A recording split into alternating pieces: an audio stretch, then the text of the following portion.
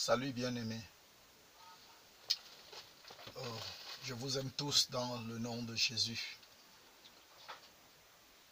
Je viens de lire un passage dans la Bible qui me choque. J'ai lu ce passage maintes fois, mais pendant que je la relis maintenant, elle me choque. Il est question de quoi? Il est question d'un texte que je lis dans le livre de Marc, au chapitre 3, du verset 21 au verset 22. Ce texte me choque. Ça me choque. Oui, ça me choque. Et aussi ça me challenge. Et je veux challenger les gens, je veux défier les frères. La Bible dit que les parents de Jésus au verset 21, Marc chapitre 3, ont traité Jésus d'un fou. Ils ont traité Jésus de fou. Oui, tu as bien compris. Les parents de Jésus sont venus en disant que Jésus était hors de sens. Ses propres parents, c'est-à-dire sa mère, ses frères et ses sœurs. Si tu ne savais pas, Jésus avait les frères. Jésus avait une mère. Jésus avait les frères et les sœurs biologiques. Si tu ne savais pas, laisse-moi te dire cela. Jésus avait des frères et des sœurs. Il faut lire ta Bible. Hein? Il faut lire ta Bible si tu es chrétien. Jésus avait les frères. Jésus avait une mère. Jésus avait les sœurs. Jésus avait une famille. Voilà. Marie n'est pas restée vierge comme vous passez le temps à dire Sainte Vierge Marie. Quand Marie a accouché Jésus, d'abord elle n'était plus vierge après. Et après ça, elle a continué avec son époux Joseph. Et ils ont eu des enfants. Jésus n'était pas le fils de Joseph, mais les autres étaient les fils de Joseph. Après que Marie a accouché Jésus, elle n'a pas fait bang bang. Bang bang, elle n'a pas arrêté. Non.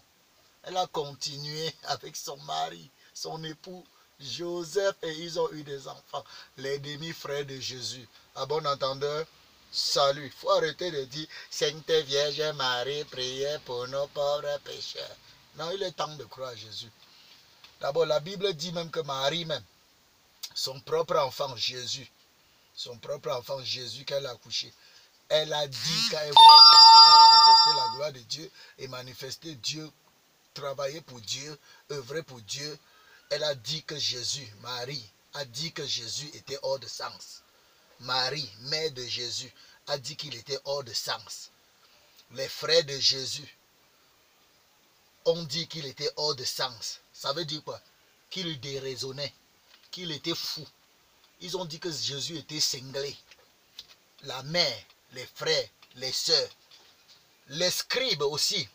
Au verset qui suit directement, le verset 22, on dit que les scribes qui étaient descendus à Jérusalem dirent qu'il était possédé.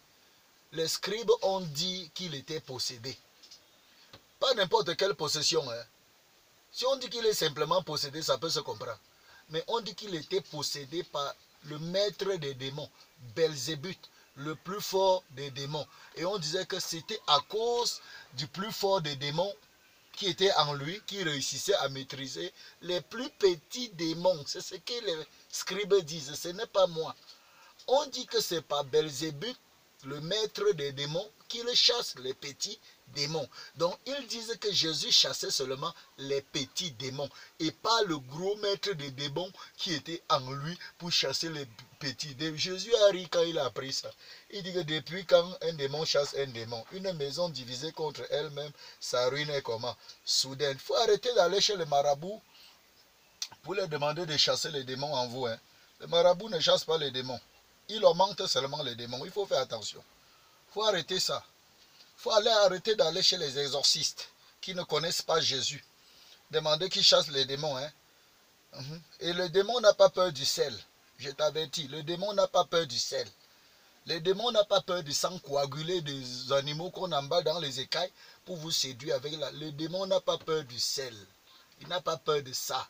Les sangs coagulés que les exorcistes oigne avec un baume tout, le sel rouge, le sel ceci, le sel, l'eau bénite et l'eau maudite, toutes ces choses. Les démons n'ont pas peur de ça. Le seul nom que le démon a peur, c'est le nom de Jésus.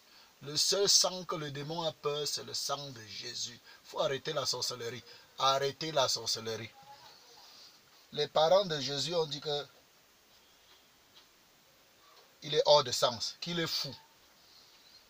Les scribes l'ont traité de Belzébuth. On a dit qu'il chasse les démons par Belzébuth, le prince des démons. Toi, tu dis que tu es chrétien. On t'insulte un peu, tu pleures. Tu dis que tu es chrétien. On te maltraite un peu, tu pleures. Si on a maltraité Jésus, on l'a traité de fou, de cinglé, de tété. Ils ont traité Jésus de tété. Toi, tu penses qu'on va te traiter de quoi? Si tu es chrétien, il faut arrêter de pleurer. Il faut arrêter de te lamenter, mon frère. Ils ont traité Jésus de tout. Tout vrai chrétien sera traité de tout. Tout vrai enfant de Dieu sera traité de tout. Et en commençant par les membres de ta famille, même père, même mère, même frère, même soeur, même lit, même maison, même oreiller, il va te traiter de fou et tu seras surpris. Mon frère, ne sois pas surpris. Les gens de ton entourage te traiteront de sorcier, de charlatan, de cinglé, de quelqu'un qui déraisonne. On ne va même aller jusqu'à dire qu'on t'a lavé le cerveau, qu'on t'a fait un lavage de cerveau. Ils diront tout parce qu'ils ne comprennent rien aux choses de Dieu. C'est ça qu'il faut connaître, chrétien. Il faut arrêter de te lamenter quand les persécutions arrivent. Il faut arrêter de te lamenter quand tu écoutes les choses qu'on dit sur toi. Les choses qu'on raconte sur toi à cause du nom de Jésus. À cause du fait que tu as cru en Jésus. On raconte toutes choses à ton sujet. On dit tu es un sorcier. On dit tu es tout. On dit tu es tout. On te traite de tout nom d'oiseau. Et puis tu pars dans un angle, tu es caché, tu pleures. Arrête ça. Arrête ça. Jésus dit que le serviteur n'est pas plus grand que le maître. S'ils l'ont traité de Belzébuth, ils te traiteront de Belzébuth. Chrétien, il faut comprendre ça. S'ils l'ont traité de cinglé, mais il ne faut pas penser que tu vas croire en Jésus, ta mère, ton père, tes frères, tes soeurs là qui n'ont pas cru en Jésus vont t'accepter comme ça. Non. Pour que tu viennes à la maison les troubler, les déranger dans le péché, t'opposer à leur méchanceté, à leur crime, à leur vol, à leur assassinat, à leur prostitution. Non. La lumière ne se marie pas avec les ténèbres. Le jour et la nuit ne marchent pas ensemble. Quand l'un rencontre l'autre, il y a divorce. Ils se séparent.